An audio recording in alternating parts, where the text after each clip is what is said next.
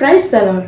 కొంతమంది అంటూ ఉంటారు, యేసు ప్రభువారిని నేను చూడకుండానే నమ్ముతున్నాను కదా, చూడకుండానే ఆయన యందు విశ్వాసం ఉంచాను, చూడకుండానే ఆయన్ని విపరీతంగా ప్రేమిస్తున్నాను, మరి నా జీవితంలోనికి ఎందుకు ఈ శ్రమలు వస్తున్నాయి, ఎందుకు ఈ శోధనలు నేను అనుభవించాలి, నా విశ్వాసము బాగానే ఉంది కదా, నా విశ్వాసంలో నేను బలంగానే ఉన్నాను కదా అని నీవు అనుకుంటున్నావు.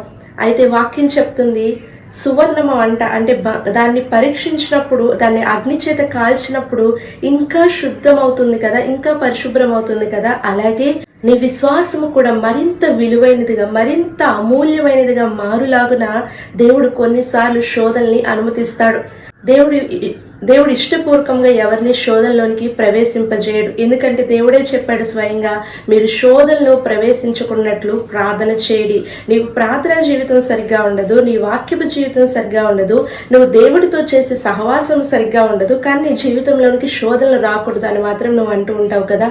శోధనలు వచ్చినప్పుడు నీ విశ్వాసాన్ని స్థిరపరుస్తుంది, నీ విశ్వాసాన్ని బలపరుస్తుంది, నీ విశ్వాసము ఇతరులకి మాదిరికరంగా ఆ శోధన నిన్ను పురుకొల్పేలా చేస్తుంది. అందుకని కొన్నిసార్లు దేవుడు శోధనని మన జీవితంలోనికి అనుభవిస్తాడు.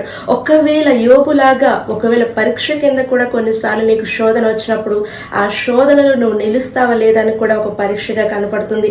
ఏది ఇంకా భయంకరమైన శోధనలో నువ్వు వెళ్ళిపోతున్నావు అంటే గుర్తుపెట్టుకో, నిన్ను విడువను, నిన్ను ఎడబాయను అని చెప్పిన దేవుడు, నువ్వు శోధనలో ఉన్నప్పుడు నీ చెయ్యి విడువక తప్పించుకోగలిగిన మార్గాన్ని దేవుడు ఖచ్చితంగా నీకు చూపిస్తాడు.